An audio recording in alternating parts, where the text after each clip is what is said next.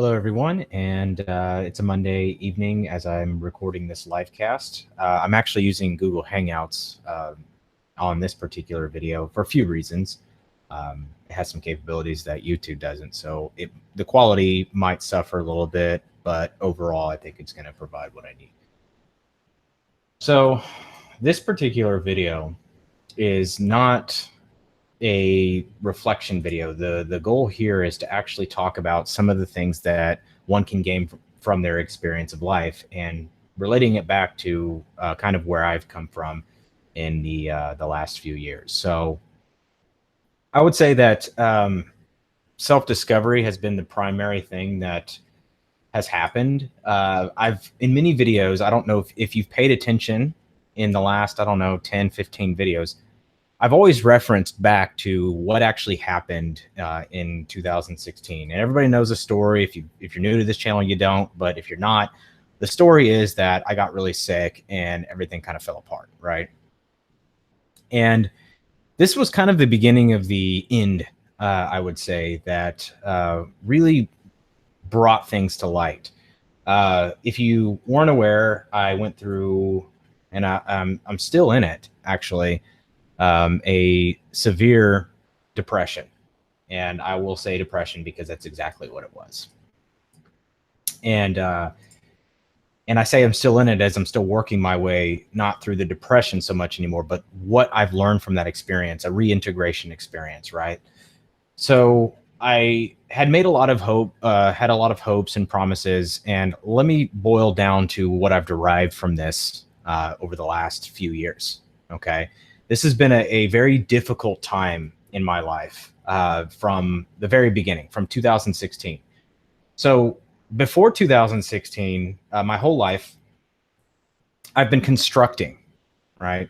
I've been building the idea of who I thought I was, okay? I thought I was special. I thought I was this business person. I thought I was this intelligent person who could get things done. I thought I was bound for greatness. I thought that everybody was bound for greatness, and I thought I was another person that was bound for greatness, right? And I thought I was very unique, and that there was no one like me, and that I was destined for something great. And this thought didn't come from me. I had people tell me all throughout my life that that's what I was, right?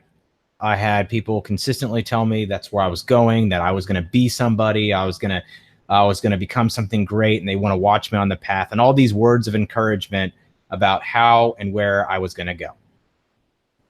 So as we look at this and we go through this process over and over and over again, you're constructing the idea of who you think you are. This starts back at a very early age when you're young and you're told, this is who you are, this is who you are, this is who you are, this is who you are. What brought this to light today, and why I'm talking about this today, is because I was teaching a sales training class earlier today. And this guy in the class, he said, he's not buying today. So we were doing this role-playing scenario, and he said, let me go ahead and do this real quick. I'm going to pop this open real quick. So he said today, he's like, I'm not buying today, right? And his whole philosophy was, I talked to him about identity and what the identity is, right? And he said, I am not buying today. That's not going to happen. Okay, so in looking back at that, and he said, I'm not buying today, here's kind of what he said. And I'm going to talk about this in further, right?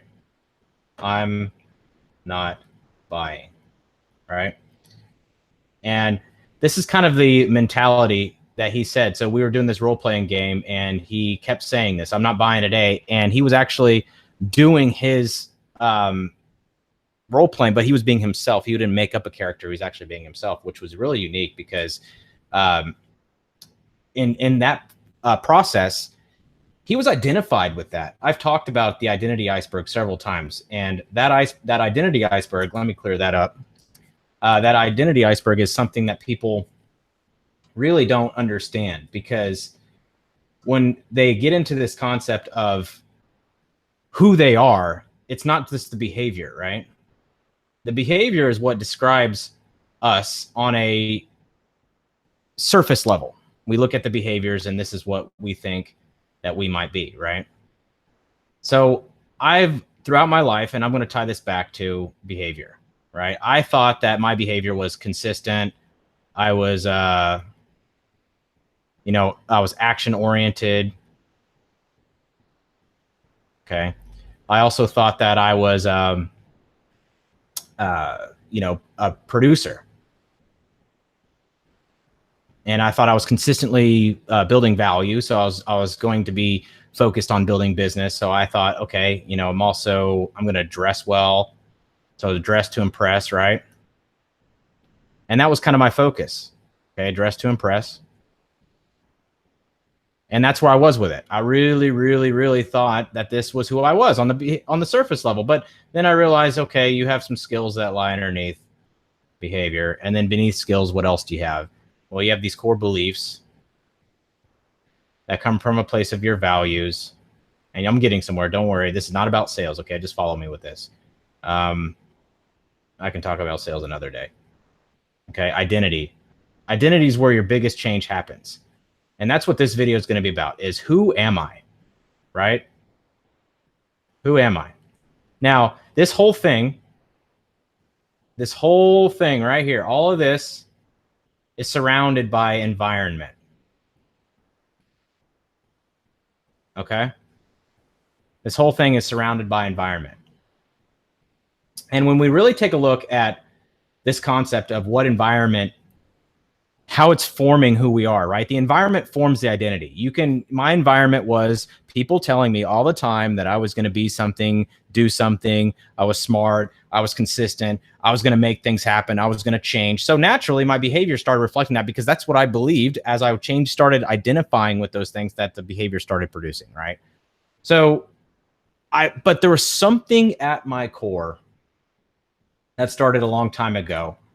And that thing was at a point where I said, okay, there's something up here. There's something at my core that I don't know, that I feel like there's something more.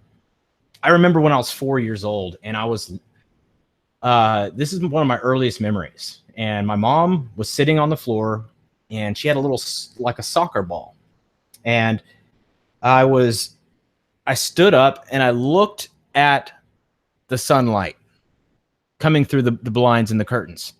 And I remember seeing all the dust particles. And when I looked at that exact moment, I remember thinking this. I remember thinking that time didn't exist. Now, in my 4-year-old language. But that was the first time I actually turned on myself and questioned who I was. In a very immature way, I said, who am I? So fast forward a little bit, and we get to this point where all throughout my life, everything is being taught, right? And I built a structure around myself to think that's who I was. We've all been deceived. We've all been told that we are this person, okay? To the extent of where this guy in the sales training said, I don't buy on the first day. I don't buy because that's not who I am. And I said, it's interesting you say that. Let's break this down. Why don't you ever buy on the first day? Why don't you ever purchase the first time you hear about something? I said, if you knew for 100% certainty that there is no doubt that this solution would work for you, there's no doubt, it's absolutely 100% guaranteed, money back, gonna work for you, would you buy today? And he said, yeah. So I said, then it comes to question, is it who you are that's actually doing that? Is it who you are that's actually the person who doesn't buy today? Or is it actually just a belief? So your belief is that you don't buy today, but there's a story behind it. Why not? Because, and then he further elaborated on why. And there's actually, it wasn't that that's who he thought he was.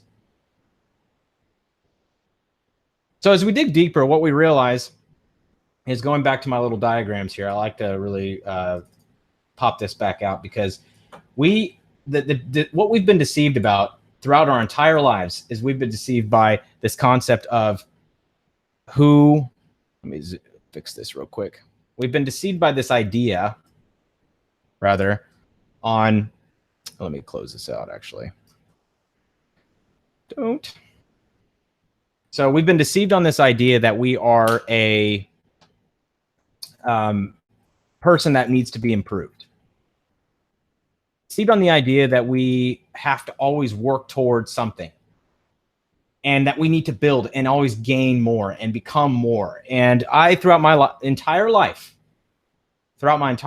I've thought, if anybody, I've been so focused on being a better person every day that I've lost what's actually happening in this exact moment, right?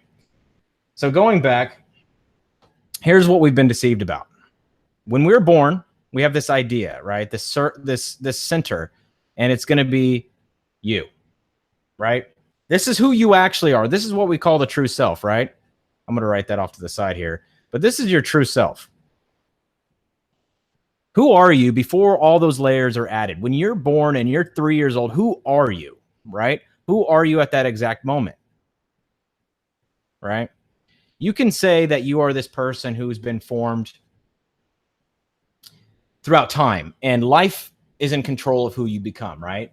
Some of you believe that it's innate, and some of you believe that maybe you've been conditioned to be who you are. But let's just assume, open your mind a little bit, assume that you're operating under this true self, right? Here's what happens is, throughout life, we add another layer on top of another layer on top of another layer of idea of who we think we are, right? So let me just do this. We say, okay, here's a layer I'm going to add on top of this. Okay. And this layer is my career. Okay. Now I'm going to add another layer. This layer is my family. Okay. This layer is money. And now this layer is my abilities, skills. Let's say that, right? And just for the sake of this circle, I'm going to add another layer. Now this layer is going to be, my body, right? My health. So as we continue to move down this road, we start building up all these layers, we start forgetting who we actually are. We start thinking that we're the surface. We start thinking that we're the shell. And this is where the deception comes. Because now we're all these things that we are not actually, right? And this is going to tie back to a grander point. So just follow me through this real quick, because we're told to keep adding layers, right? The wheel of life. Let's add a social life, and let's be really good socially. Let's add a spiritual life, and let's be really good spiritually. Let's add a financial life. Let's add all these other aspects. Let's add a balanced whatever. Let's add a balanced health life, health and wellness. Let's add a balance. Let's add kids. Let's add this, add that, and we're adding.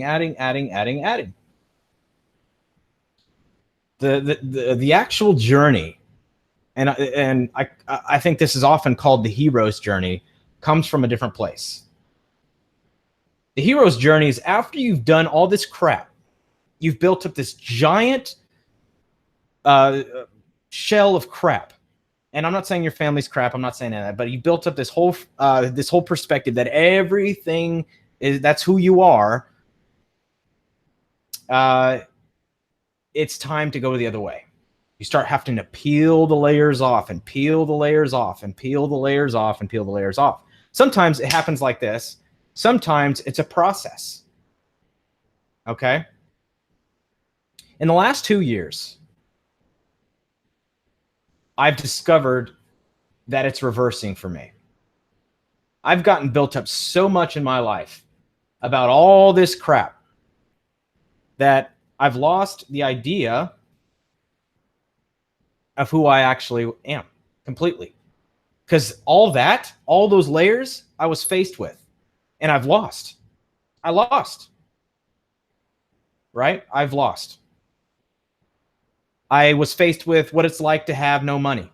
I was faced with a lost business. I was faced with a broken relationship. Right? And I'm not saying I had one. I'm saying that I didn't have one. And the fact that I couldn't have one because I was broken, I was faced with that. I was faced with, once I did get in a relationship, there were struggles. And I was failing in that regard. I was faced with, everything. I was faced with being no longer skillful at what it is I did. And all these pieces just falling off. Everybody tells you who you are, and they're doing it in good faith. They want to let you know they believe in who they think you are. But the challenge is, it's not actually really beneficial. It was not beneficial for me. And the opposite's true too. If someone is telling you, you suck, you're horrible, this and this, that's going to become part of your identity too. So a lot of us are encouraged with these positive things throughout their life. I only had one person in my entire life who told me I was pretty much dumb, stupid, and all that. Right? And I didn't know anything, and I was just a piece of crap, and I was worthless and this type of thing. So that didn't really build much complex with me. And by the time that was happening, I was already old enough to where I didn't actually build it as part of my ego structure, right?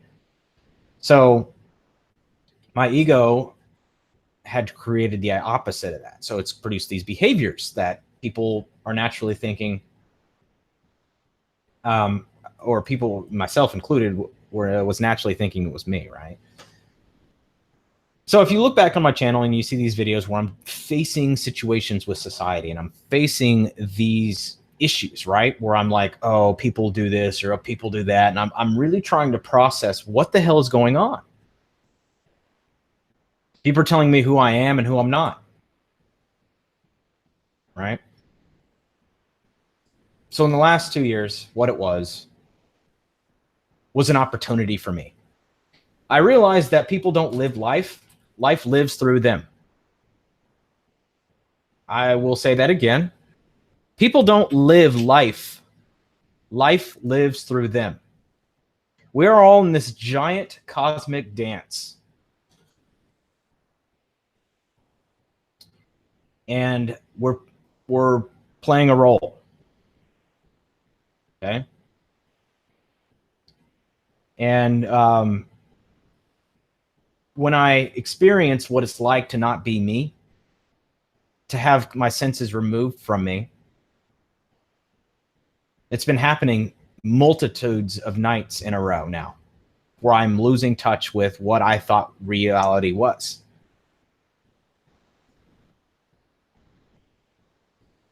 When you hit this point where you stop feeling that you are what you're perceiving and you start experiencing more, it is not a knowing, right? It's not like I'm learning.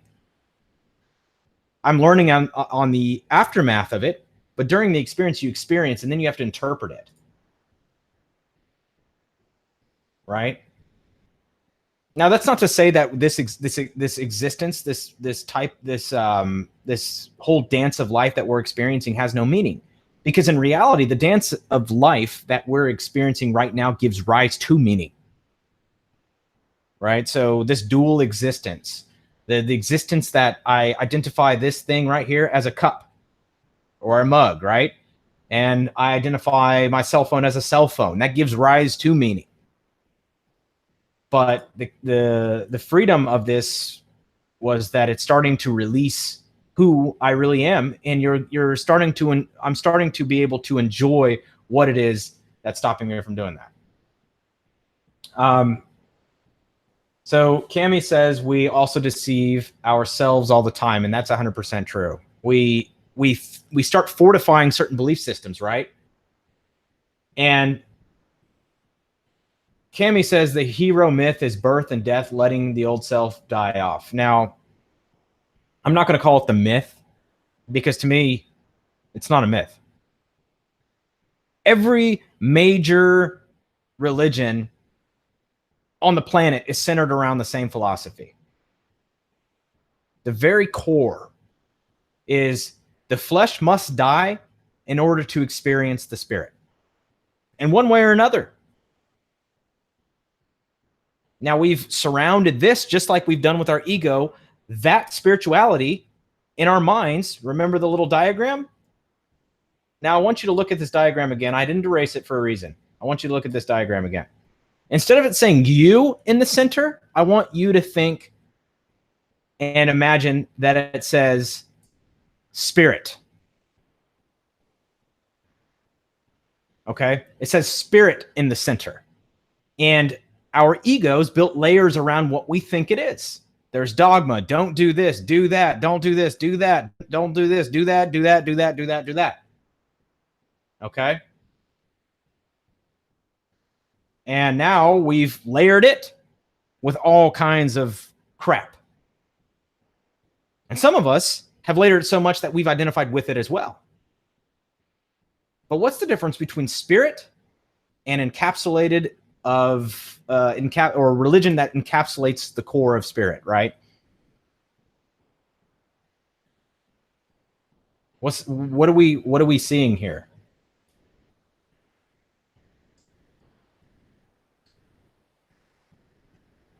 And people may say, you know, well, you're entitled to your own religion and all religions are true and whatever else, right?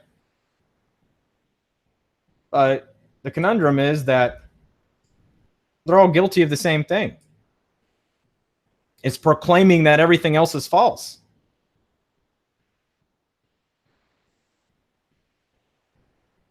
St. John of the Cross, I believe it was the 16th century, termed this experience that I've gone through dark night of the soul. Last 2 years have been the hardest, most destructive years of my life. I've lost my friends. I've lost my identity. I lost a lot of things. I stayed out of touch with people. I thought there was no way out. I got in major crises. I didn't think I was going to make it. I honestly thought I wasn't going to make it.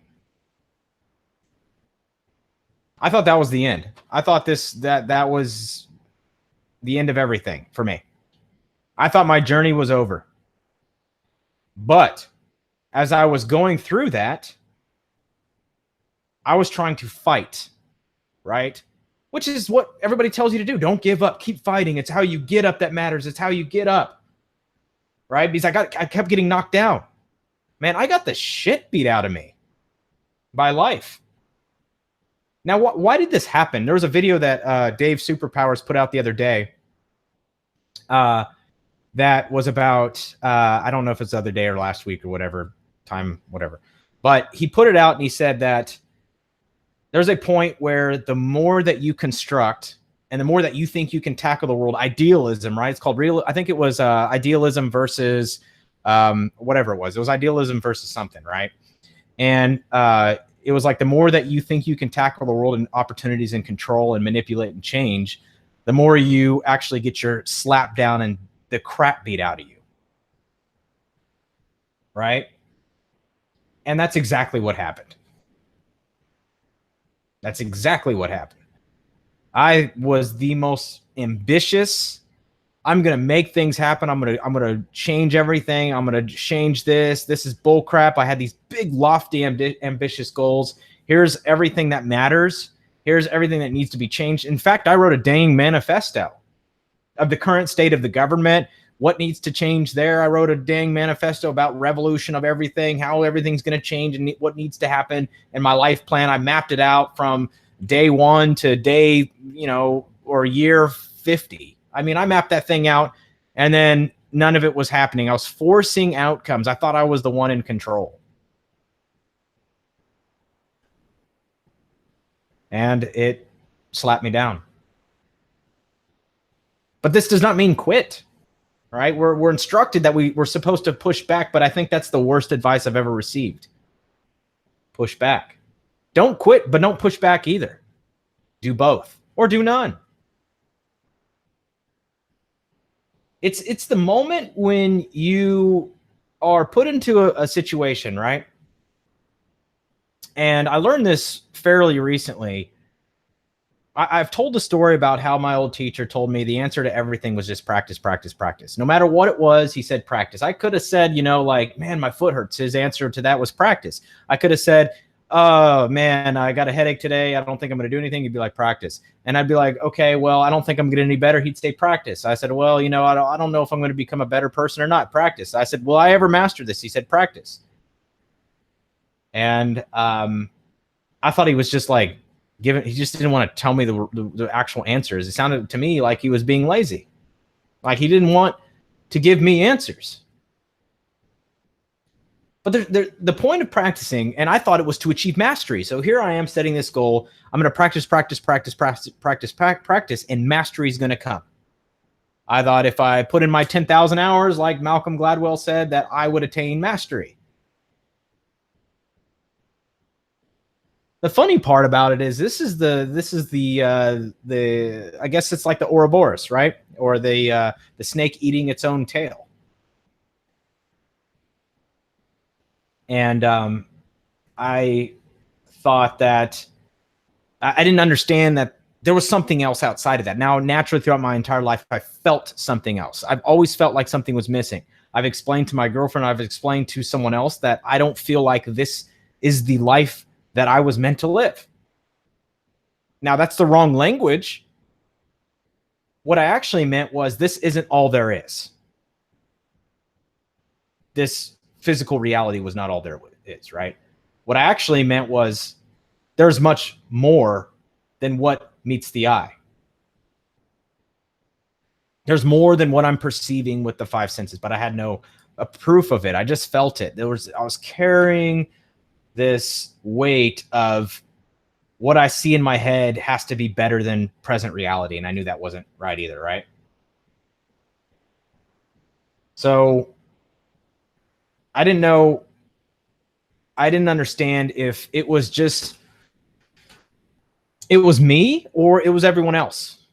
As in, like, maybe everyone else had this feeling, but nobody else ever mentioned it. I didn't know if they were feeling it or not. So I thought I was just this unique thing, and that actually built more of what it was. And so I've chased it my whole life, right? I felt like something was missing. And this all comes crashing down after a certain point, because you're building this fortification of I'm special because I feel that I have this over-carrying burden, or I'm carrying all this weight, or I'm carrying all these things, and it's constructing so much more, right? All this construction, all this fabrication. So what's the natural reaction? Well, I have to deconstruct this now. I don't want you to watch this video and think that you have to deconstruct. Every time I say you have to, it's tricky. It's a trick. It's one giant illusion. Because if you start having to deconstruct, you're now creating a new layer of the person who's deconstructing. I'm gonna backstep a little bit to show you how significant this ego problem was for me. And maybe you can relate, maybe you can't. When I looked around, I saw a bunch of people leading what I call normal lives.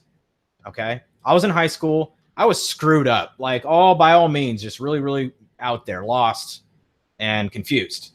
And people were dating and they were in these relationships, and everybody was going to prom, and I was getting arrested, right? Everybody was having a good time, and I was going through hell. I thought I was screwed up. I thought I was unique. I thought I was different. I was like, okay, what's happening here? Everybody had the seemingly close friendships.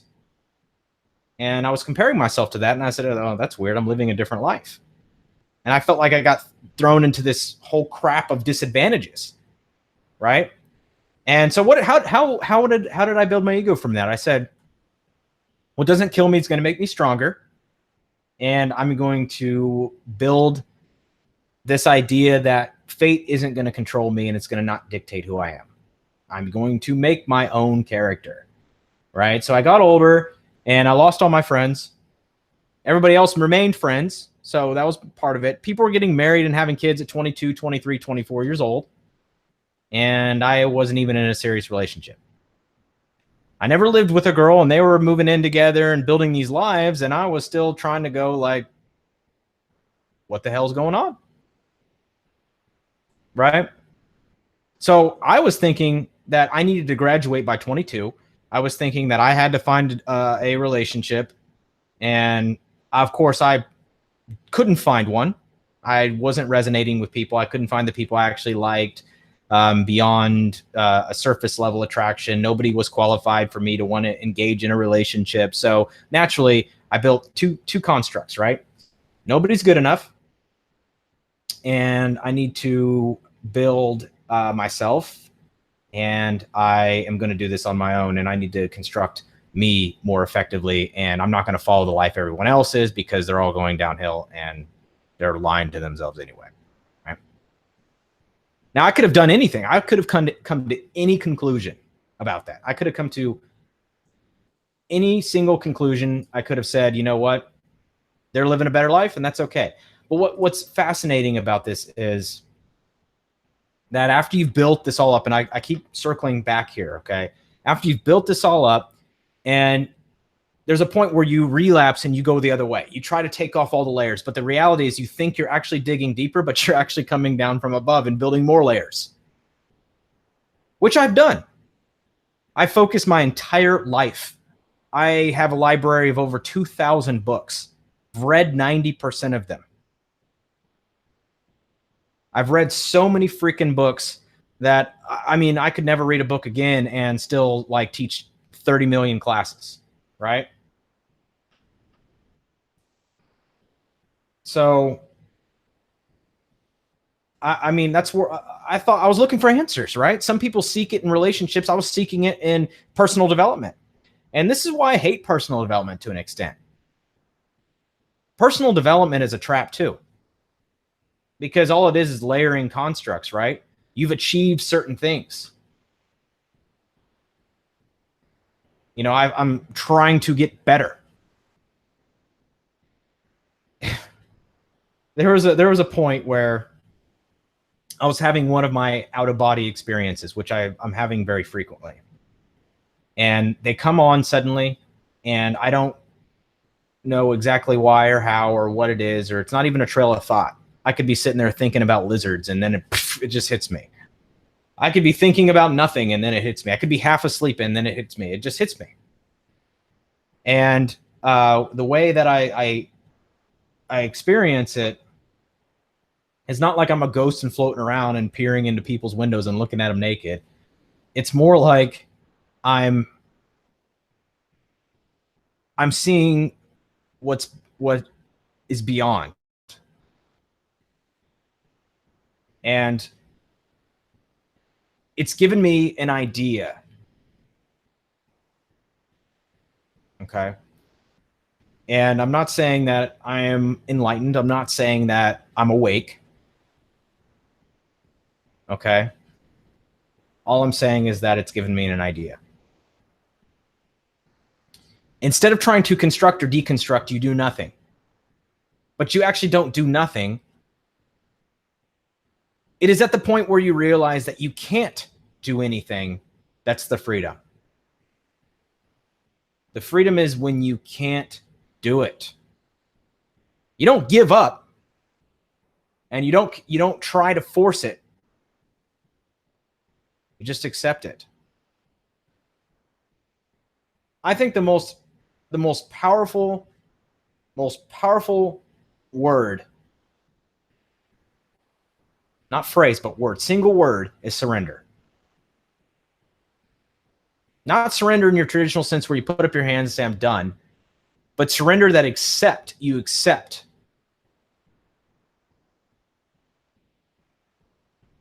Now, there's a book, it's called Facets of Unity. Okay. And it talks about Enneagram, and it talks about Enneagram theory, and it talks about all these different things, facets of the Enneagram. And it has a concept. And that concept is basic trust. Basic trust is that core, right? And basic trust is when you surrender to what is happening right now, and it's happening as it should. And you actually surrender to the moment. There's a point where I think Alan Watts has this analogy where when you throw a kid into some water, you throw a kid in some water, and he tries forcing himself to swim, and he's just sinking because he doesn't know how to tread water, right? And there's a point where he's thinking about it. What do I do? How do I do it? How do I do it? How do I do it? And then he's thinking, I can't do it. I can't do it. I can't do it. And he's freaking out. And then he lets go. He gives in. He lets go of both. He lets go of trying to do it, and he lets go of the idea that he can't do it. So when I have these out-of-body experiences, I'm faced with a decision every time, which is hang on to what I know to be true or what I think to be true, which is I'm this person, I'm this YouTuber, I'm this person who has this job, I do this for a living, I do this, I do this, I do this, right? Or accepting that none of that is me, accepting that whatever is going to happen in this experience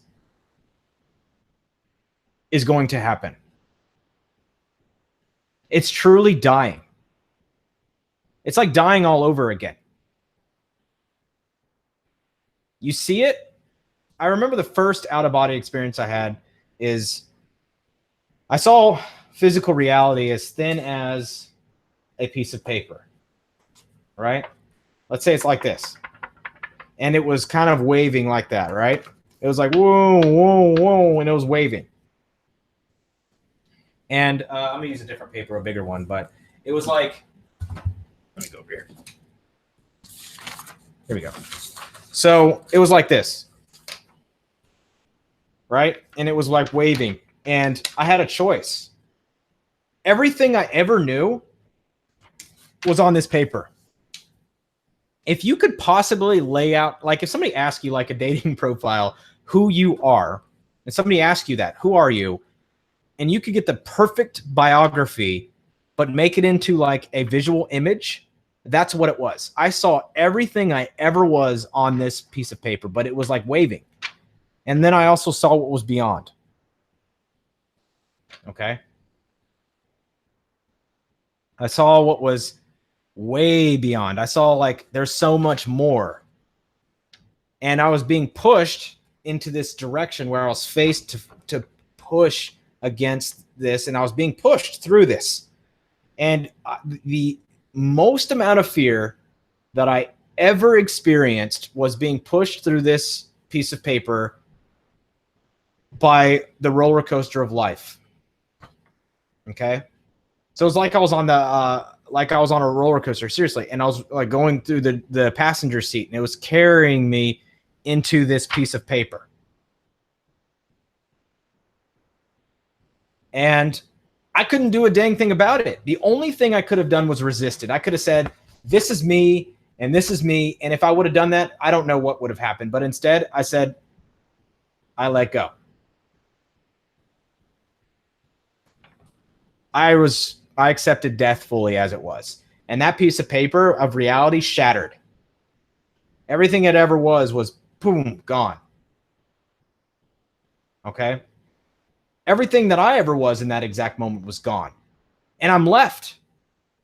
As soon as I left that, I also left this physical sensation. I was sitting next to my senses. That's what it felt like. It felt like my touch was over here. It sounds crazy. I hear myself saying this, and I'm like, how do I explain this in the best way possible? Right? It was so scary to me that I felt so much anxiety, but it wasn't in my body anymore. The anxiety was hanging out over here.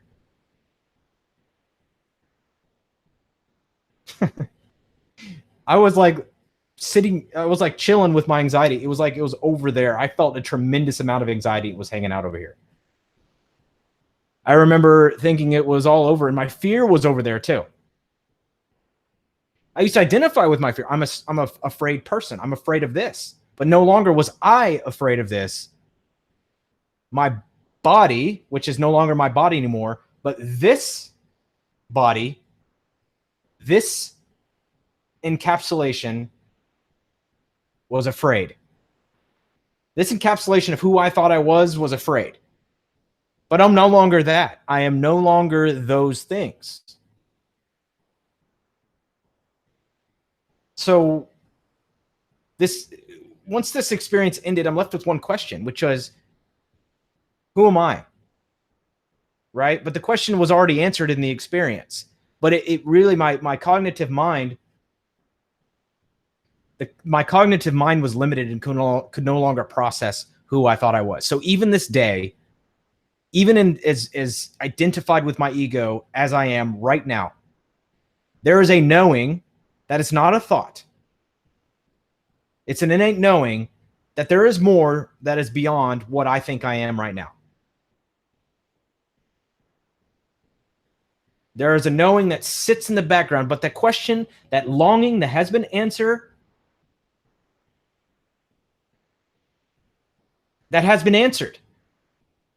Is there something more? I believe in soulmates or whatever the hell that you're looking for, right? Some people look for a soulmate. Some people look for a soul purpose. Here I am teaching all day long about, not all day, but all year or last 2 years is finding your purpose and being better and all this crap. And then in the blink of an eye, it's all gone like that. The personal development industry is bullshit. It's bullshit.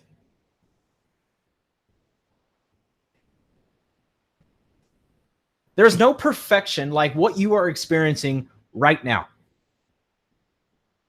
This is what I'm talking about. That kid in the water that's trying to fight to be something and trying to survive. If you want to be better, you do neither. You let go and let the experience guide you. Just like the freaking roller coaster. See, the thing is, we're all in the roller coaster right now, but we can't experience the roller coaster because we're sitting here thinking all this other crap. I am all these layers, right? I am all of these layers. I'm all these things right here. This is me. Okay? And you can't actually experience the journey that life is taking you on every moment of every day.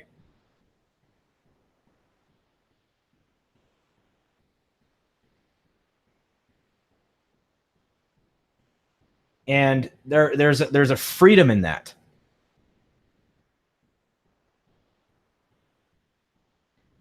And that's where you get to just tag along, right?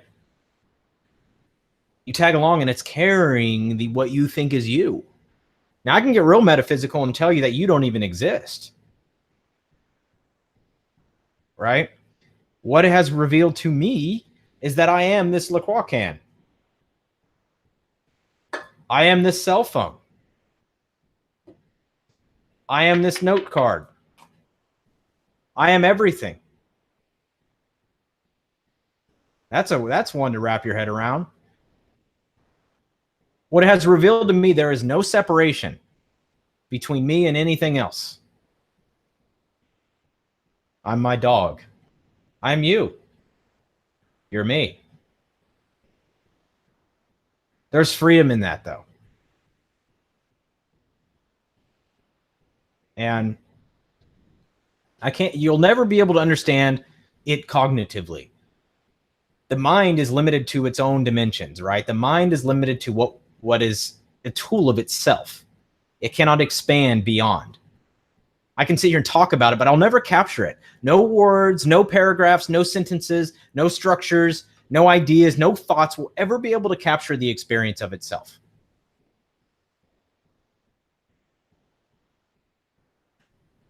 There's not a single thing that will capture it. And I get identified with my ego on a daily basis. And when I was talking to Trey at one point, he said the same thing. Like, he would go on these crazy ideas of that he was everything too. He hit the same point I did before I did. I knew it cognitively because I studied it for so long that it made sense. Okay. But he would hit it, and then he said he'd get frustrated because he couldn't stay in it, because once he started interacting, like he set a mission, and he said, I'm going to go drink some water, all of a sudden he gets back into the ego identity, right? Because who is it that's going to drink some water, right? Who is actually drinking the water? Is it me that's drinking the water? Is it this body that's drinking the water? Right? So he would be re-identified with this ego identity. And that happens to everyone. I mean, after a certain point, right? We all experience that unless you are a truly enlightened being. And when you're truly enlightened, it's not like you hit a point. The truly enlightened being is the most simple construct. It is the construct of no construct. It is the belief of no belief. There was another video I was watching a while back, and it was talking about the only way to experience God is to let go of God.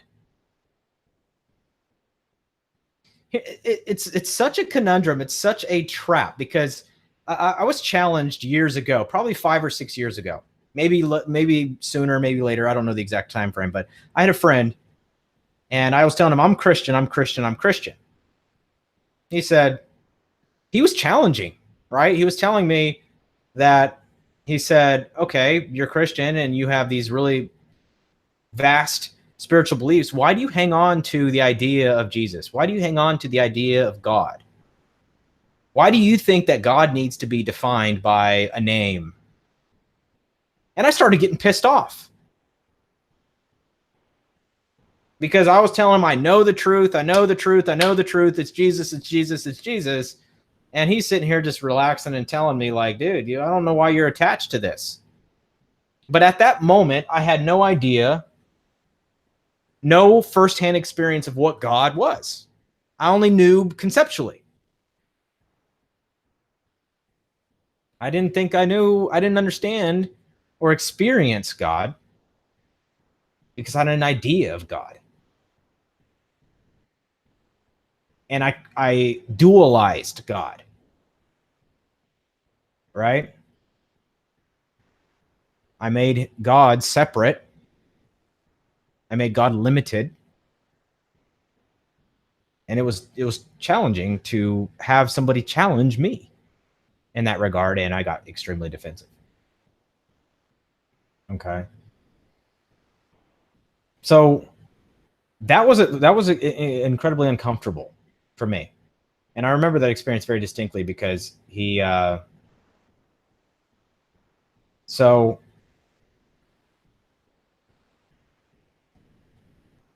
I don't know what this person is saying. Do consider spirituality, religion, Islam, what? But I'm not trying to indoctrinate you. Imam Ghazali, enlightenment, purification of heart and soul and desires, nafs. I have no idea what language you're speaking. Nafs and Imam Ghazali and whatever else, right? I don't know.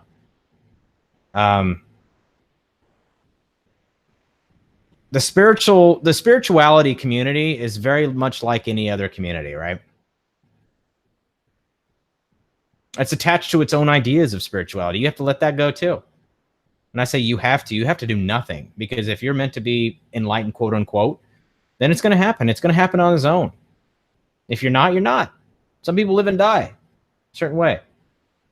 The funny part is in letting it go, like the kid in the water, and you're letting it all go, and you realize that there's nothing you can do, you return to a place of being enlightened again, because that's what you were born as, right? You were born with this identity, or the lack thereof. I always wondered, and biologically we can answer this question, but why babies you don't have a memory of being 1 year old, or memory of being half a month old, or memories of even being in the womb, right? Biologically, we can answer this question. But I always wondered why that is. Why is that?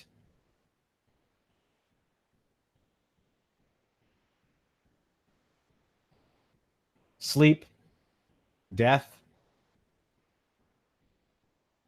I don't know. It's another question that I tend to want to do this. Now, the reason why I'm making this video is I am not trying to tell someone what is true and what is not true. I don't have that desire. I am merely interested in this discussion. I'm merely interested in the idea of this. To me, this is fascinating, just as if you're watching a play. Okay, it's like if you're a spectator, and I find it interesting. If you don't believe it, that's fine too. Who am I to tell you what your truth is? Now, if you're in the position where you're questioning what your truth is, then maybe you'll get value out of this. But when we're all seeking answers, right? Like I said, the spirituality community is just like any other community. It's an identity. It's another layer that you're building. If you're seeking answers, you're already in the adding the layers trap. I had this first out-of-body experience with this mentality, which was, if I am to be enlightened, then it will be. But if I am not, then it will not be. And that is fine too. I remember thinking that it will happen on its own. It's not something I can control. And I came across that naturally because I knew that I couldn't force it. And I wasn't trying to be. I didn't find the interest in being enlightened. I still don't. I'm interested in the subject. It's fascinating. My mind is interested in it. It's funny because here's the trap, Cammie. You're talking about if you aren't present, you miss the now, which is really all you have. And that's a very tricky thing because the reality is even in your past and the future, what you're thinking of is present now. If you're thinking about the past, you're present because that is happening in the present too. And to be deceived and thinking that you shouldn't be thinking about the past or the future is another layer that you're constructing.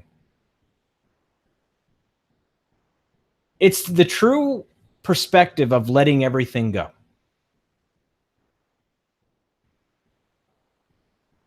If you think that you shouldn't be thinking about the past and the future and that you have to be present, you're already building another construct. You don't have to be anything. You just become aware that even your thoughts exist in the present. Whatever thought it may be the thought of that you want to be anything. You could be, you know what, maybe your thought is that you want to be a woman for the day and you want to be a man tomorrow. Who cares? And if you become aware that your thought is existing in the present, that all falls away on its own. I'm not saying you think that. I'm just saying that's the thought behind it, right? It doesn't matter. It was an example. Okay. So when you're saying things like, I want to be fully present, you're already fully present. That's the illusion of all this. All this is an illusory because you already are. The thought that you're not exists in the present moment. There is only one actual moment. That's it. You can't not be present. That's what's so funny about that. That's what's so funny about it, right? Now, if we're talking about a different type of presence, which I talk about concentration, right? Is your mind present, as in is your mind focused on the present, is a different thing. But concentration only gets you so far. When I was in martial arts training my whole life, it's about concentration, of building the ability to concentrate, right? Why did I practice concentration? Why was concentration a practice?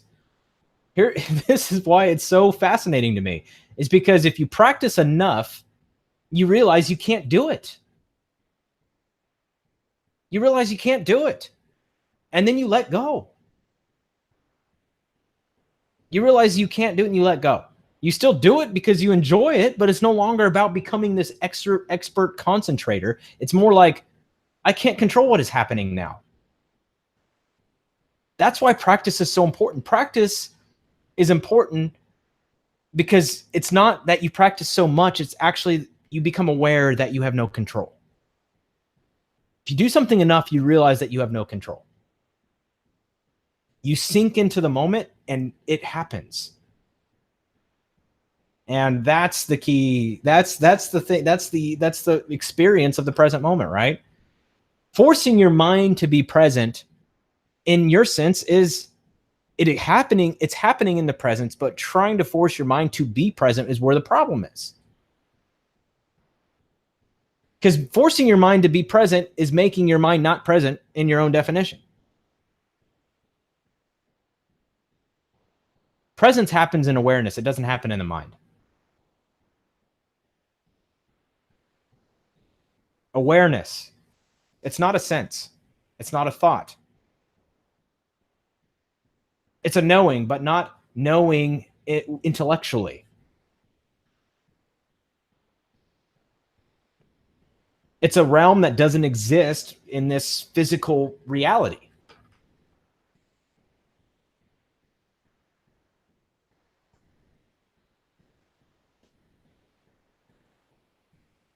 Awareness is where it is.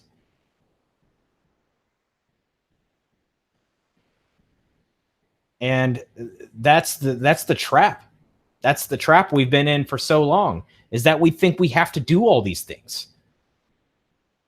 And the monks called this the monkey mind. Do you have to understand this? No. And Robert says, what about paying attention to silence or space? That's the focus of mind concentration. And concentration is a great skill. It's fun.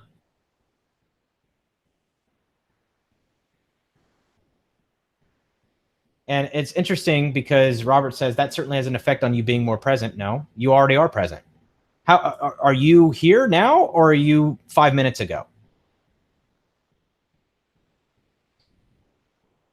And that's what is, you're here already.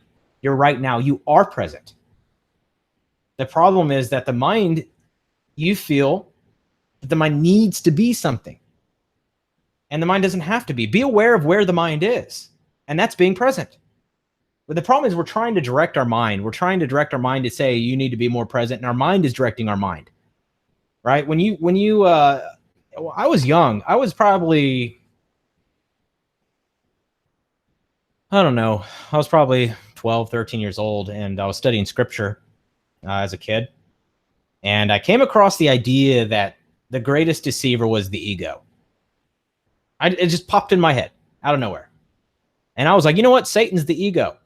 And the pastors and the preachers and the worship leaders and all those people were telling me, no, Satan's an entity and Satan's this and Satan's that, right? And I just didn't believe them. I felt like that was limiting. I felt like that was limited thinking. I was like, you know what? I think I fool myself more than anybody else. I deceive myself more than anything else on the planet. I have been the greatest deceiver in my life. And granted, I didn't have experiential knowledge. This was just intellectual thinking, right? For me, it was like figuring out, okay, I am thinking that the deceiver, what the interesting book in Christianity is the book of Job, the story of Job, right? I think Job is a really, really, really interesting story. And I remember my former partner, business partner, he would tell me that, and of course I studied on my own, but the way he narrated it, he would say this. He said, you know, it's interesting because Satan was there hanging out with God. The way this was how he worded it. And God was like, and Satan was like, oh, you know what? I'm going to test him. Right? I'm going to test this guy. And God's like, go do it.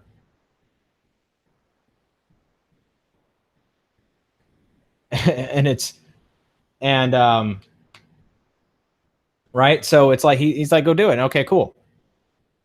Right. And now if you characterize this and you can see this happening in a weird way, right? Big bearded man tells big devil man how to go do his job and test this guy.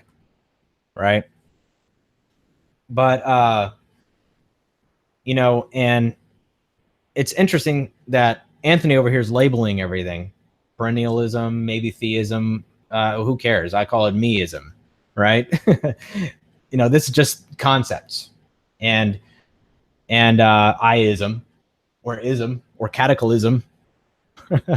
But the idea still remains the same, okay? Okay. So anyway, God's hanging out with a Satan guy, and Satan's going to go test this guy. Now, my thought at the time, I still always believed that Satan was the ego. I didn't think he was that guy, this guy that pops up and just makes your life hell.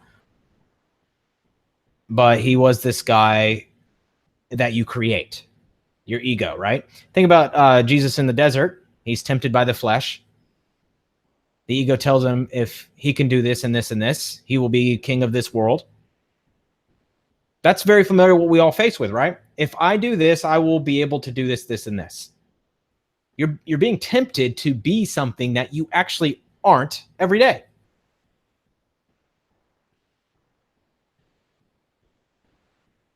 And that's what the concentration is, right? That's where we talk about that. Is there that's where the interesting part is, right? Is because we sit here and we talk about forcing ourselves to be able to concentrate about being present, and you're only working with the mind. You're only conditioning the mind. The mind cannot become awareness itself. The mind is awareness, and it operates in awareness. It's part of the whole. It's part of existence. And X gives it to you. Sounds like DMX from back in the day, from retro, from retro high school. DMX. I don't know if that's where it's from, but X gives it to you. Says you just have to realize that everything is okay, no matter who you are or what you do. Don't hold yourself back or force yourself forward. What's interesting about this is he's telling you what you have to do, right? He's saying you just have to realize that everything is okay, and he's right, but you can't action it. The key here is to let go. It's not a real. I hate to call it realization, because it's like you have to come to this conclusion. It's more like falling away. It's more like letting go of this idea that we have to do anything. And it's more like pieces just falling off as a natural progress, like a flower. It blooms, right? And the petals fall off. You can't stop it. You just have to let it do its thing. And you have to not have to. That's what's so interesting about it.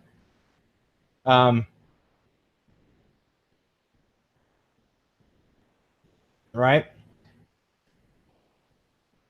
And it looks like Bebo is going to try to, whoever Bebo is going to try to counter with this idea that Satan is this separate entity that whispers to the ego. And that's okay.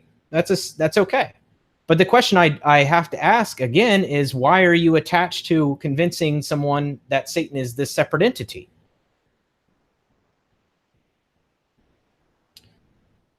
Why are these ideas necessary? Why is separation necessary? I talk about a place of no belief, right? It's a place of letting go of belief. And Osho, whether he was enlightened or not, doesn't matter, right? A lot of people think he was. A lot of people think he was crazy. And they thought he was delusional and he was a cult leader. Doesn't matter, right? But there's wisdom in everything, and if you can just see through it, right? And he said that he encourages people to reach a place of non-belief, the belief in nothing. All ideas are attachments, and I picture it like like balloons, okay? A bunch of balloons. And if I do this on my little board here, I'm going to rudimentarily do this until I get used to this. But here we are with this idea that, let me clear this out. Okay.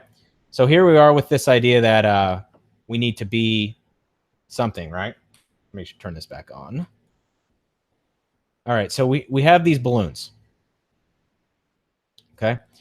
And I'm going to say this is balloon A, and this is balloon B, and this is balloon C. And these are all of our ideas, right?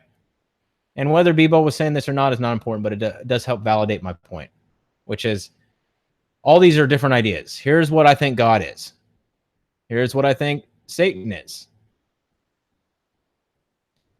Here's what I think I am, right? And here's what you are. And here is what my dog is. Here's what reality is. Right? And we all have these little different attachments. Now, forgive me, I'm not good at this drawing thing yet, but as far as on the computer, but I'm working on it. So we have all these different attachments, right? And my attachment was, I called myself Christian. All right? I called myself Christian. Why? Because I was so inspired by Jesus' story. I was inspired by what he did. I believed it to be true with all my knowing. My mind thought it was the absolute answer, right? I thought it was the answer. I was like, you know what? I'm Christian. Right? And that was a big attachment for me. I was like, okay, I'm definitely Christian. No questions asked. It's the right religion. It's the true religion. You know what? The challenge with that is that although that is what I thought, it discredits everyone who believes in something else, right? Everyone who believes in something else. And the key to this is just simply letting go, cutting all these strings. Because the beauty about this is when you cut all the strings, what is left is you, aka existence. Right?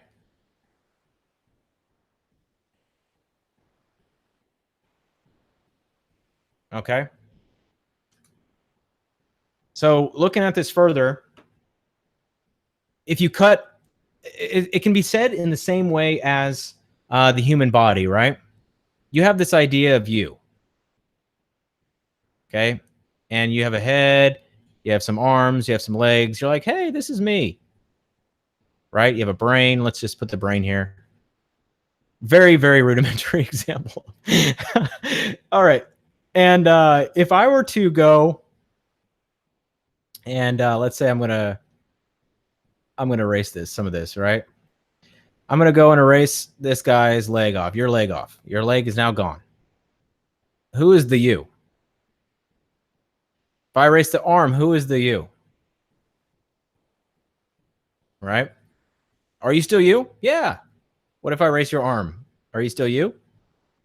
Yep. You still you? Yep. I mean, somehow we're keeping you alive, right? Amputated all the limbs. Now we're going to start taking organs away. All right. Who is the you? Are you still you? Is your leg that you cut off still you, right? No, it was like your leg, but it's no longer you. You don't identify with it anymore. Right? Now, we can do this the same way. When you start taking off all this, you're left down to a fundamental thing, right? You're left down to a very, very fundamental thing. Is your brain you? I mean, think about it objectively. Is your brain you? Right? No, your brain is not you. Your brain is also not your leg, right? But your leg is you. So this is where the complexity goes.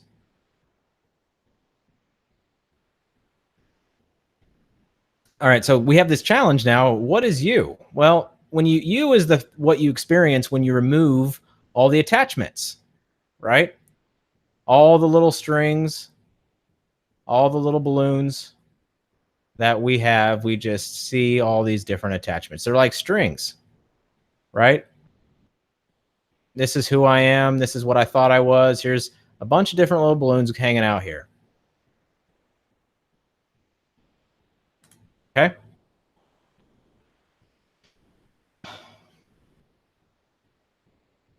The freedom is, what is it after you cut all the strings? You just cut them all off. What is it that remains? Right? What is it that remains? You've cut all the strings off. What is left?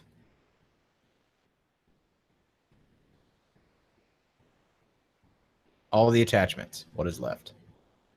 And what is left is what is raw. Right? And it is something that no one can deny.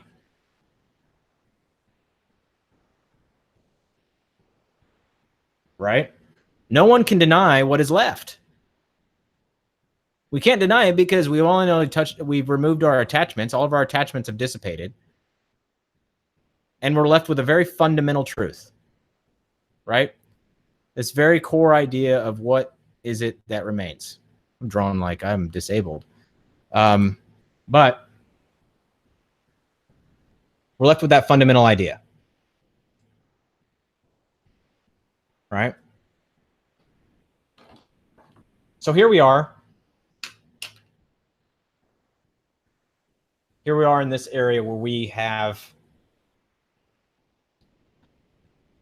a fundamental idea, and that fundamental is God, or the universe, or the cosmos, or existence itself, or consciousness, or whatever term you want to use. You can't really define it because it's everything. If you ever read the Tao Te Ching, this is what you would see, is that it cannot be defined. But we can all agree that it's there when you remove all the attachments.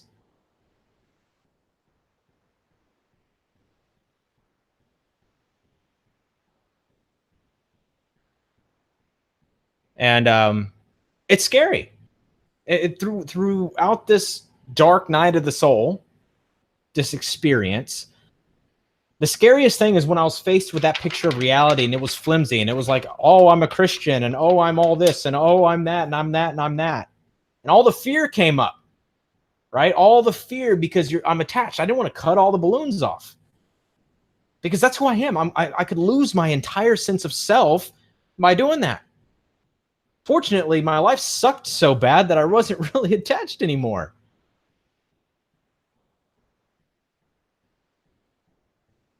And I said, screw it.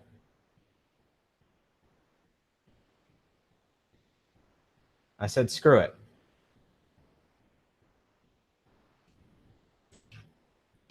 It's interesting because B.E.B. Bo, whoever B-Bo is, said he or she's Muslim. I'm saying she because it's pink, so I'm assuming it's a she, but I don't know. I mean, that's me being biased, right? But I'm assuming she just said, strip down to your raw core. I went through this 5 years ago. And the idea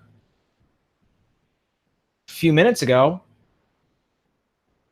he or she said, because I'm Muslim. I'm Muslim is a statement of identity. The question I ask is, what did you gain from that experience 5 years ago? What did you learn from that experience? Because the ego is going to reconstruct itself. It's not about killing the ego. That's a misconception, right? It's all about playing this giant game. See, I don't identify with any religion anymore. But it doesn't mean that I'm enlightened because I identify with other things, right? The concept of I, right, is I identify with being this body, but I also have, I've also, when I want to say think, but when I stop thinking, or rather I just sit idle in stillness, I become aware. I become aware that it is I that I not speak of, right? This I that I speak of is not actually I. But I have other identification, and I want to say beliefs that are there, but I realize that I'm playing a giant game. I'm being an actor in a play. And this actor believes that I am this Caucasian male. It's like sliding your hand through a puppet and you're playing the puppet. And you're just doing what the puppet thinks. The puppet's thinking about how the puppet is. The puppet is saying, oh, you know what? I am this person. And for a while, you thought you were the puppet. And then you realize you're not the puppet. You realize that you're the hand which is moving the puppet, and that hand is infinite.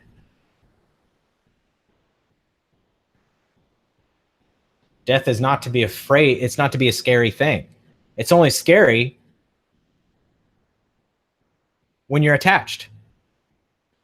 It's not actually scary. It's your ego that's afraid of death. You, as in the I, the real you, the true you, is not afraid of death.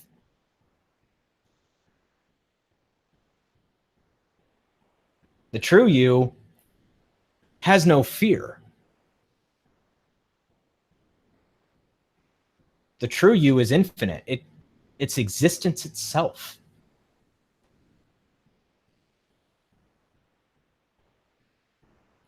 We're just temporarily a stream of consciousness confined into a physical reality that gives rise to meaning. Right? I don't know about this perennialism thing, because there are probably some religions out there that don't point to any truth.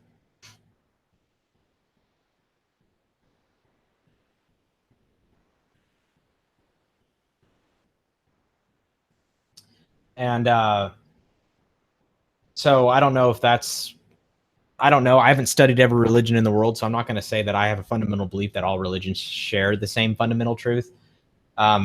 I will say that major religions probably do. So I guess you can call it a perennialism if you want. X gives it to you. Some people don't reach a stage of enlightenment. Do you think reaching encouragement should be encouraged? Or is it okay that people remain a puppet? Yes, it's all okay.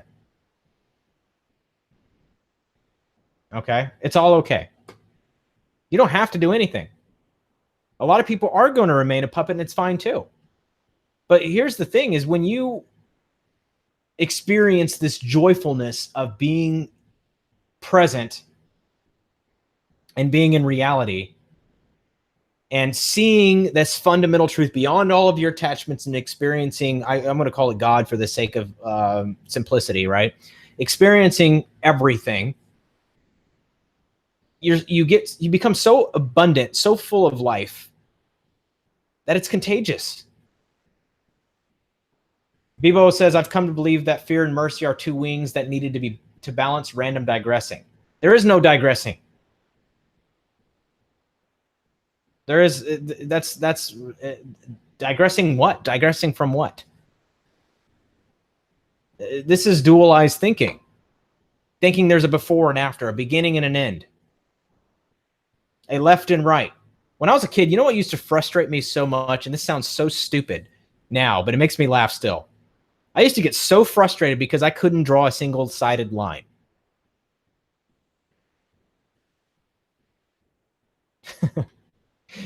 I used to get so frustrated because I would mentally try to conceptualize what something with one side would look like. I'm telling you, these experiences, these thoughts would have crossed my mind at a very young age. And although it's a stupid thought, and it's funny to think about, makes me laugh. But it was me thinking about duality at a very young age. And it was like, what does a single side line actually look like? It has one side. There is no opposite. There's no other side. You know, and Although I will say that Bebo has come to believe that fear and mercy are two wings that are needed. Everything is needed. That's why it exists. Everything is here. He or she says, I believe that my life here is a temporary gift from a merciful God and that there is an afterlife. I can agree with that life is a temporary gift. I can agree with that. But who is giving and who is receiving?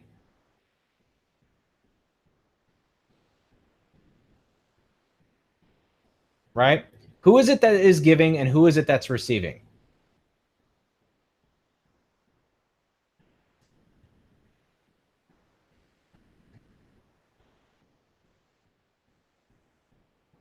So Cami says, my biggest question is nothing matters or there's no meaning. What's the point? Most humans have to believe something or life becomes nihilistic. Okay. This is an interesting question because to me, the answer lies in some of the things we experience in the moment. I use this example because, and I did not create this example, but it makes the most sense to me. And it's the easiest to explain. It's the easiest to conceptualize for me. And that is music. When you listen to a piece of music, are you waiting for the end or are you enjoying the sound in the moment? Are you waiting for the song to be over or do you enjoy it as it's playing?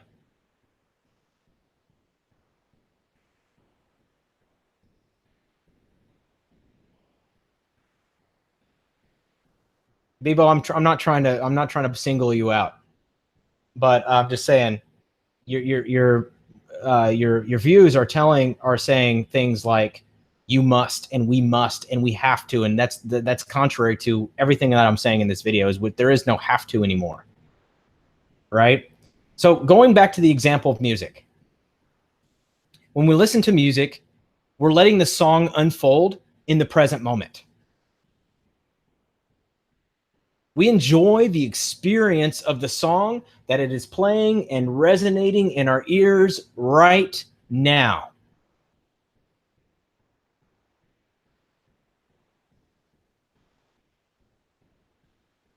And the funny part is that we try to argue with reality. Like I said earlier in this video, that I've had this idea that I wanted this to look this way and reality to shape in this way. And Trey is saying here that having a goal doesn't fit in the philosophy. In fact, it doesn't fit in the innate nature of reality. That is the way reality is, whether you like it or not. Yeah, when they say snap back to reality, right? Come back to reality, because you can't. The only thing that doesn't like reality is the ego itself.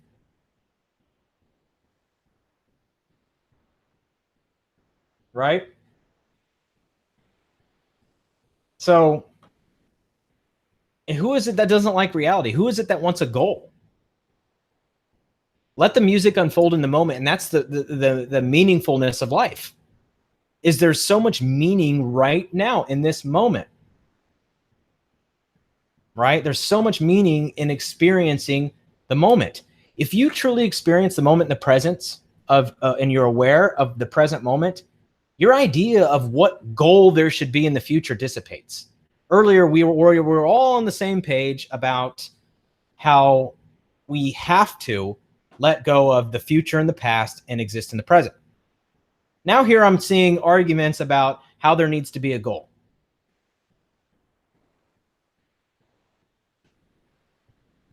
This is the confusion that we create amongst ourselves. This is the trap, the Ouroboros, the dog chasing its tail. Right? Think of it like music. Like I said, you enjoy the music for the moment, enjoy the present for the moment, enjoy the reality for the moment. Maybe there is a purpose, but why do you need to know? Who is it that's asking?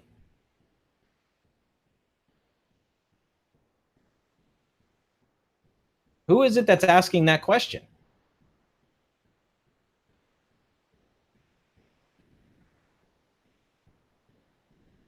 And you say not life becomes nihilistic, and life doesn't become anything. Your mind makes it anything. If you think it becomes nihilistic, it's because you have the connotation that it'll become nihilistic, and you may perceive it that way. Okay? And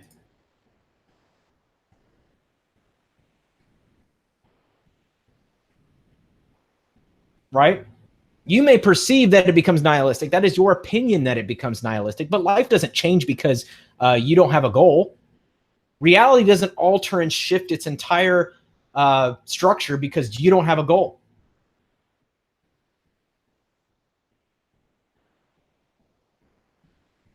Right? It doesn't change. Life does not become anything because you don't have a goal.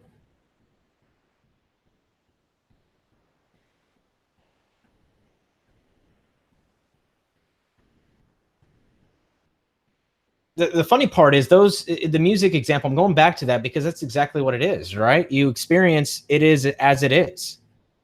It is all there is. And that's all there needs to be.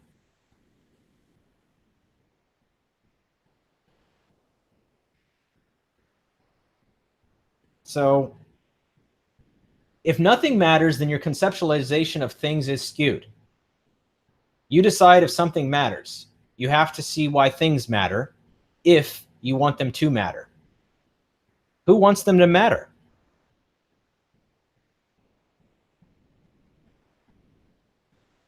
Who wants them to matter? This is the trap. This is the trap that we all live in. There is no have to. There is no be. And the more that we try to wrestle and control this, the more pain that we cause ourselves. Now, I identified with the ENTJ personality, right? And if anybody's familiar with typology, they understand the ENTJ personality to be this control freak who tries to structure reality in a way that is like a bulldozer. So put yourself in my shoes for a minute and imagine how difficult it was for me to accept this. I knew it, as in I really thought about it, and I've really read about it over the last 20 years. I read about it in the last 20 years.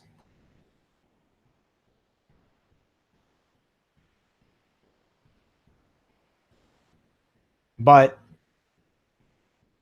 I didn't experience it. I didn't have the awareness of it, right? The awareness, the I that I knew was totally identified with the I that I am. Or rather, vice versa. The I that I am was identified with the I that I knew. Okay?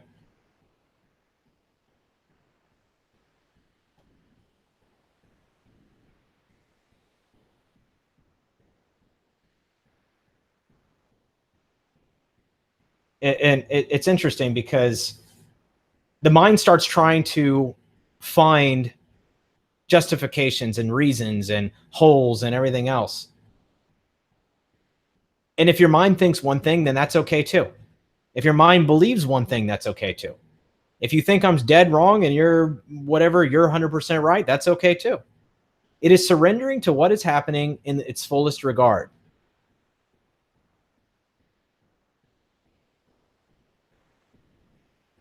Now, when we go back and we look at a model of this idea, right? This model of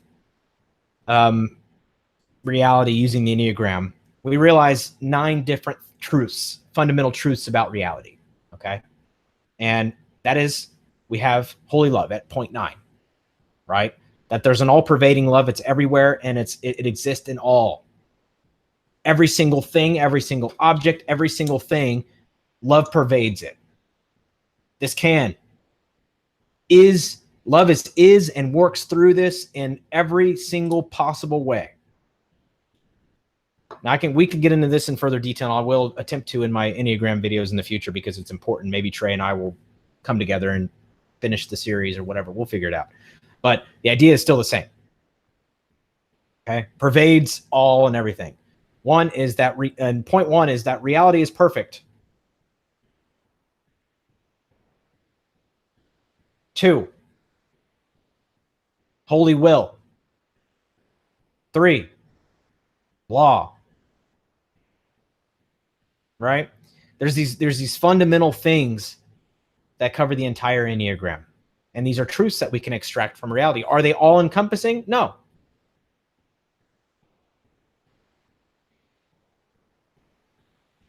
The rock is a good example. In case that viewers don't see what's happening here, is Trey mentioned that attempting to perceive this philosophy using the mind is like trying to use a fire to freeze water. Somebody had responded with biological imperative says otherwise. Trey said the mind is one that centers on dual thinking of things mattering and not mattering. If you ask a rock if life matters or doesn't matter, what will its response be? And the response was, I'm not sweating what the rock has to say. The rock stares endlessly in the same direction. And Trey responds, and yet it can grasp this easier than you can. Okay. So the rock doesn't have a mind, right? The rock just exists. It's let go of all of its balloons. It had no balloons. It never did have balloons. It didn't have a chance to have balloons. It just is.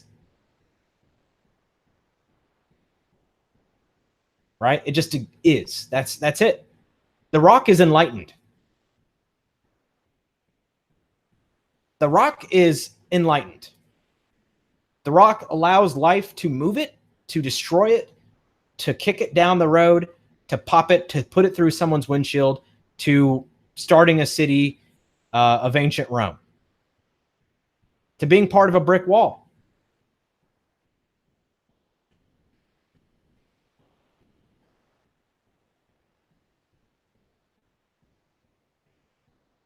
Right? The rock is a sage. And if you stare at the rock long enough, you'll realize, you might realize that the rock is an enlightened aspect of reality. The rock is more advanced than we are as far as understanding fundamental nature, the knowing, the awareness that I'm speaking of.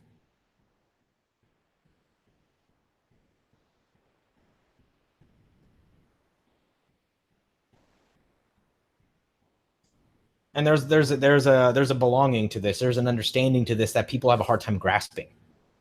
Right? And the mind is reaching. The mind is reaching. It's either telling you right now that this is dead wrong and this guy's nuts, or the mind is saying, how does this all make sense? Which the mind will never understand. It doesn't have to make sense. That's what's so crazy about it. It doesn't need to make sense. If you're in my position and you open up a book that talks about the space-time continuum, and I don't know quantum mechanics enough to even begin to talk about that. I could not do a lecture on space-time continuum. I know a little bit, but not enough, right? I could not do a lecture on it. I don't understand it. And because I don't understand it doesn't mean that it doesn't exist. It's not real. No. Because I don't understand it doesn't change the fundamental nature that it may actually be that way. It's the same. It's true for reality. If your mind is trying to understand it, let your mind do what it is doing. Because that is what's happening in the moment. But once you become aware that the mind is actually doing this, and you realize that whatever it comes up with doesn't even matter in the first place, it doesn't even matter what the mind's coming up with. The mind is saying, screw this guy's retarded, or the mind's saying this guy is a genius, or this guy's whatever. The mind is saying whatever it's saying. And just laugh at it.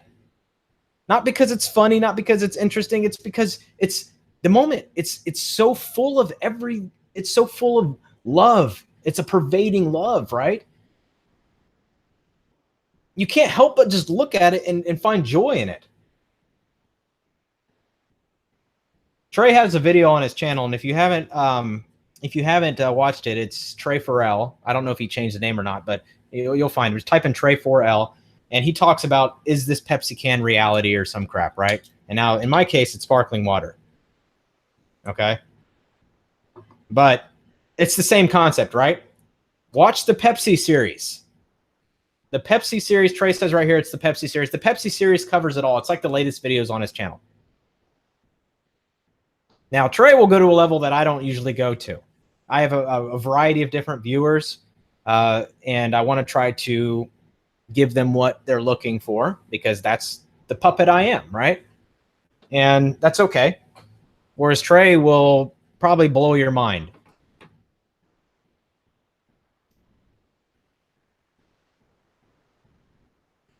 Yes, Cami, here exactly right. Cami says, is this what Anthony is saying, that unlike a rock, we have to eat, drink, and sleep to live? And that is a reality for humans, but I may be wrong. Yes. A plant has to grow. The water has to flow. Right? I don't know. I don't have the answers to a lot of these questions, right? But it doesn't matter to me, right? Yeah, we're here to eat, drink, and sleep, and we're here to have an ego. We're here to the ego it exists in the human, and it's not a negative thing. It's part of our experience. It gives us meaning, right? Some people hate the taste of a cheeseburger, and some people love it. And let that be. Let the ego judge, but realize the awareness is not judging anything. The awareness is experiencing. It's like putting on goggles in one of those virtual reality things that takes you on a trip, right? And it's going through the water, and you're seeing the sharks and the fish and all this crazy. It's like flying in this ride. And you know that you're actually just this guy sitting in this room going with these VR goggles, right? And you're just like, whoa, this is crazy cool. And it looks like you're going under in the water, but you're not actually in the water. You're actually just outside and sitting in your living room with your underwear on, scratching your balls, going through this roller coaster ride. Right? And you're just flying through this thing, and you realize that you are more than what you're experiencing in the VR.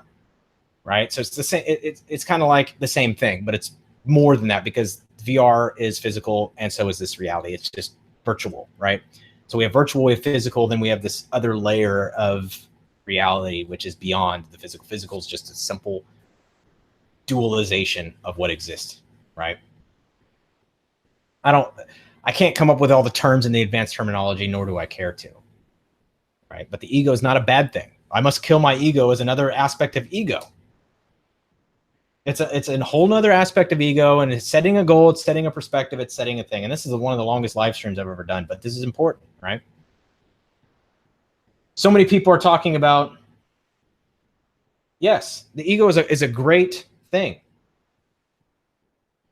My contention is one does not simply exist, it struggles. Life is a struggle, or life is struggle. Well, if that's what you believe, then that's what you experience, then yes. Okay? Because that is your truth, right? You might believe in your soul right now that life is struggle. And that is very true for you. But then you have to ask yourself at some point, who is it that's struggling? And you may say, me, I'm struggling. What aspect of you? Is your hand struggling in this moment? No, my mind is struggling. Well, your mind is struggling then, right? It's not you that's struggling, it's your mind that's struggling. But you might say, my mind is struggling. You might say, I'm struggling, because you identify with the mind, right? If you say, my stomach hurts, your stomach hurts. You don't say, I hurt. I mean, you might, but your stomach hurts. Why don't you just say, my mind is struggling? Well, the mind is what perceives life, right?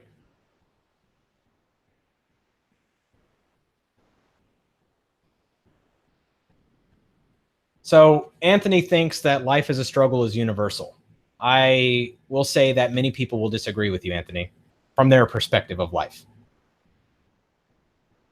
Many people will say life is not a struggle. In fact, one of my spiritual teachers way back in the day would say that you're full of yourself and life is easy. Life is fun. Life is enjoyable. And since you're saying it's universal and you're making a claim that life is a struggle universally, now you've got somebody who completely disagrees with you. How can it be universal if one does not agree? Now, you may take the perspective that you're right and they're full of themselves and they're lying, but do you know that for a fact?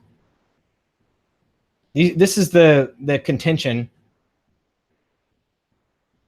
This is the contention that we all experience with our mind, is that although it is logical and it comes to these conclusions in a way that is natural, it's not that these conclusions are wrong per se.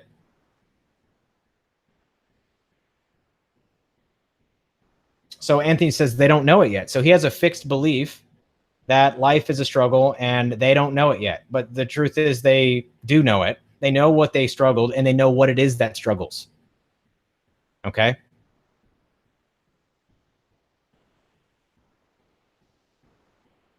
And they know that it's their mind that's struggling, but it's not them.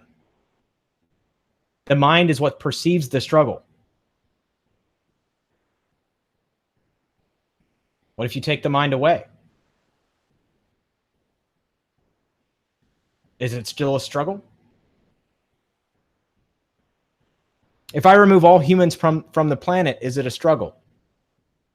If I remove all animals from the planets, do the plants struggle? Does life itself struggle? If I destroy the planet Earth and it's off the existence of all reality, Earth no longer exists, is the universe a struggle?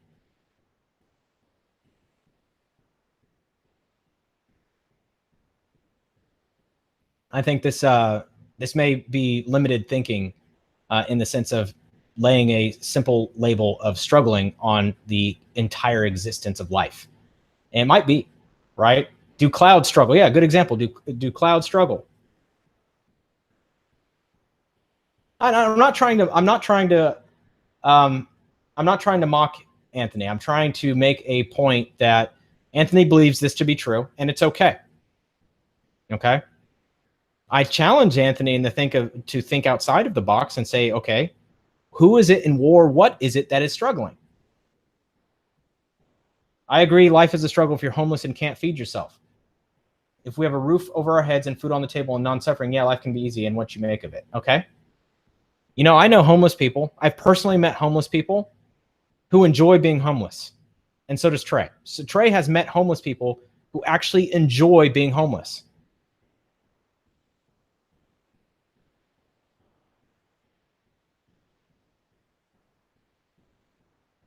Right? We can, but all these things all narrow down back to the same question. Who or what is it that struggles?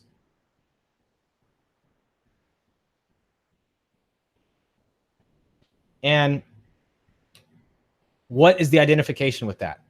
Because when you become awareness, when you become who you really are, and it's awareness itself, awareness does not struggle. When you see from the perspective of awareness and existence, it does not struggle. It's full of awe and beauty and marvel.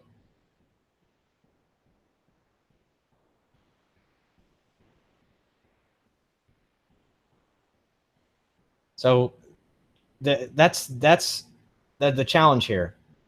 And I don't know what you've been through, Anthony. I don't know what your life has been like. And I'm not saying that you have not struggled. And whatever you've been through, I send my condolences. And maybe you haven't been through much, or maybe you've been through a lot. But the point is, it's all still the same, right? Okay.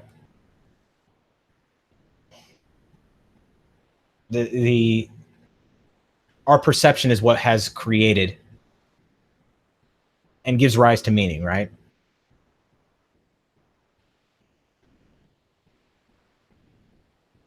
So Bebo says state of mind, psychological state, emotional well-being also matters. Discrimination, hatred, and people inflicting pain. Really? Homeless people enjoy that?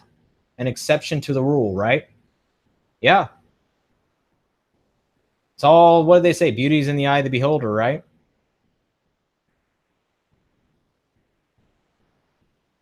It's going to be very hard for your mind to make sense of this. And I'll tell you, the puppet that I am, the puppet that I play on the daily basis, hates this stuff. But there's an awareness that observes me in action. It observes the me that I think I am in action all the time.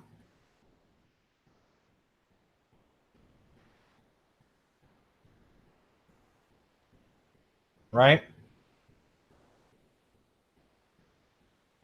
So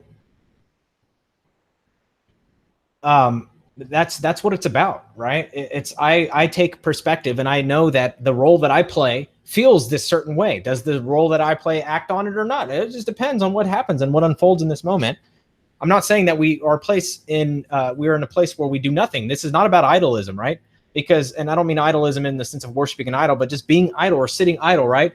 Now, one thing that Bebo said that was, I think was really, really accurate, and I overlooked it. I didn't actually overlook it. I read it. She said that esteem, confidence, taking pride in certain things, or he, I don't know. It would be helpful if you cleared up your gender, because I keep saying she or he, right? My beliefs point to that a middle ground is important. Excessive ego will add to disillusionment, self-destruction, harm, and self to others. And I agree with that, right? What is a coin without the side of tails? What is a coin without the other side? What is the line without the other side? It cannot exist without the other. The only way that anything exists is having comparison, right? We do not know an object is in motion if it's the only object that it exists. It cannot be compared to anything. If space didn't exist, and so that's what I'm saying, is you don't know that. You have to have the comparison. There's always two in duality. There's one in actuality. There's two, but there's one. Right? Two sides, one coin. So you have good and evil work together to create the whole. Right? I always appreciate retrogrammer because he or she combines everything and makes it way smarter than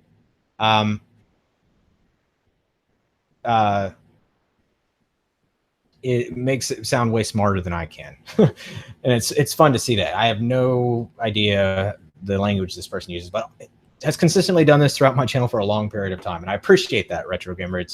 It's good to see someone to be able to actually capture this in a writing format that is much more sophisticated than my own. So Bebo says, sorry, unless you've met pregnant, homeless, or single moms who are homeless, you don't know that pain and struggle. No, I don't know that pain and struggle because A, I'm not pregnant, and B, I'm not homeless, right? And I'm not a single mom. But that a single mom is not everybody in the sense of that. So here we are talking about unique experiences again, and maybe they experience it with struggle. Okay, they face struggle. Again, who is it that's struggling? There's a point where and it's okay to struggle. That's the thing. It's not that it's a bad thing to struggle. It exists in its own perfection. It gives rise to meaning, right? If you didn't struggle, then you might not appreciate other aspects of life in the manner in which you would, right? Some people need the struggle to feel appreciation. That's the way that it's unfolded for them. Whereas other people can snap and it changes.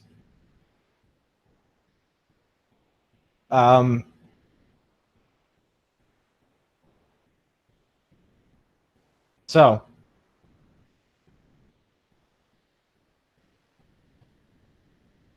Trey said, who is it that struggles and why is a mom single?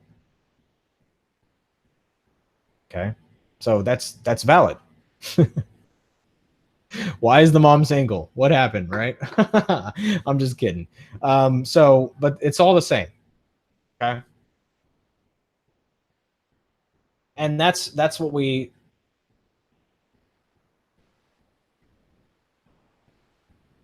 Yes, and Anthony, right. What I'm suggesting is akin to the endless, insatiable pursuit of progress, right? And it's a dissatisfaction necessarily with this moment, right?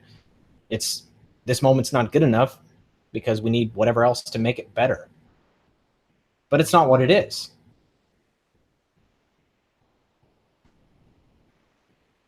And that's what the challenge is being able to let go and let it be what it is versus trying to change what it is. Okay. And this is where it gets confusing because you feel like you need to do something and you need to do that. And you also may feel the opposite, which is be a slug and do nothing. The Buddhists have this philosophy called the middle way. And Bebo had mentioned there's a middle path, and it's not about extreme self-sacrifice, as that builds one condition. And it's not about the opposite, which is extreme hedonism, which builds the other side, right?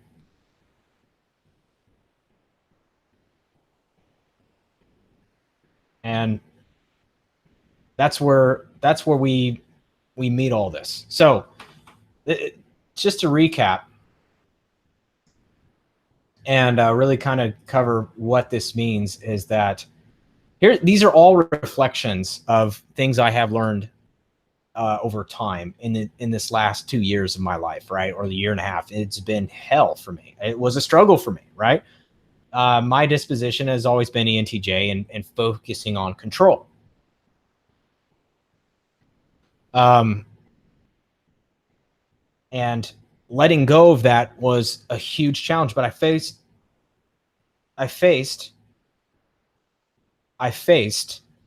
this challenge to let this go, to the point where I literally knew that I could not do anymore. I did everything I could, every single thing. And I used to beat myself up when I could not do a thing all the time. I could not complete a thing.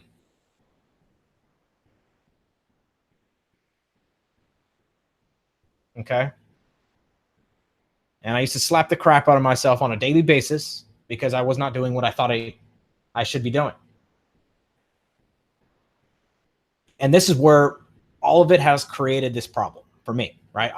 I got put in this position where I was like, okay, I surrender. I can't do anymore. I surrender.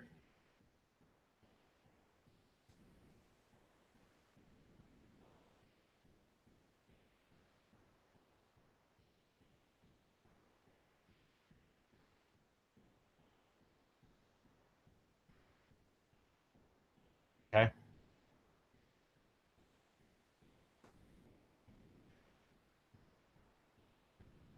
And that's where it all changed for me.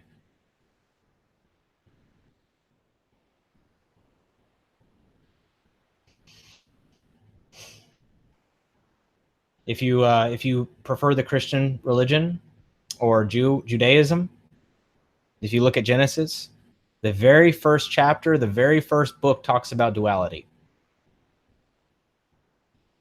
Right? Separating the formless void into the heavens and the earth, right? Separation. And separation between good and evil. God said that it was good. Right?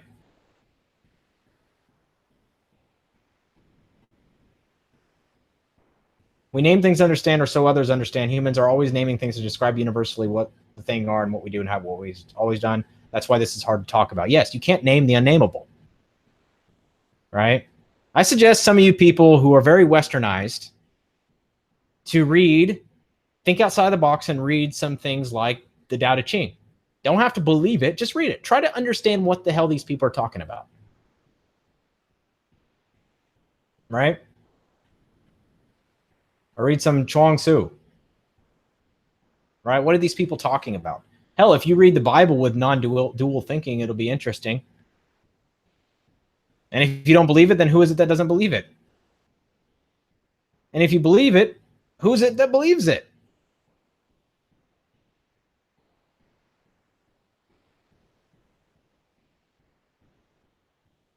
Right? And that's where our challenge is. It's all a fun little game. And we have all these preconceptions of what is and what isn't. But what's funny about the mind, and what I find funny about the mind, is that it has this thing called the reticular activating system. It's a filter, right?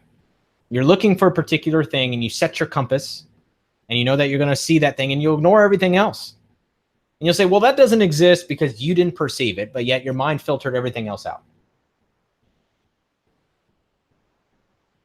Right? And that's where the challenge is for a lot of people. It wants to find this searching, right? What is it that I'm looking for?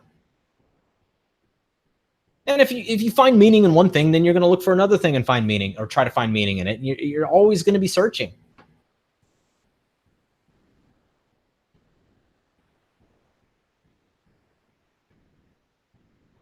That's the challenge we face, right? Search until we get what we want. But then we get what we want, we start setting new objectives, new things. And you can enjoy that process, or it can be hell for you.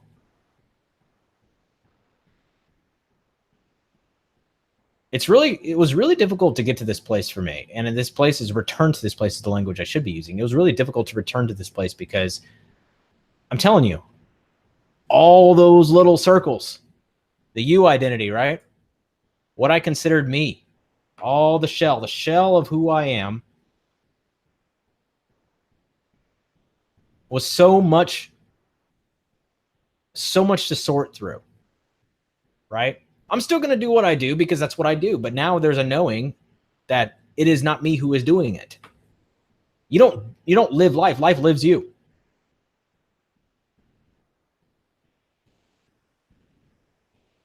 Right? It moves through you. What do they call it in the Christian religion? The vessel. And if you're Christian, that's fine. If you're Muslim, that's fine. If you're atheist, that's fine. It's all fine.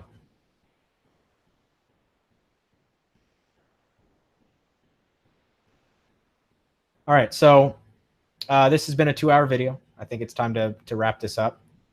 So I appreciate you guys popping on here. I will be producing more videos than not live streams. I'll do some live streams. I'll try to do one a week or so, but we'll see what happens. In the meantime, I appreciate you guys popping on here and contributing to the chat. It's been helpful to keep me on topic and still covering what I need to cover in this video. It's been one of my longest live streams yet. So thank you guys. Appreciate your time, and we'll see you next time.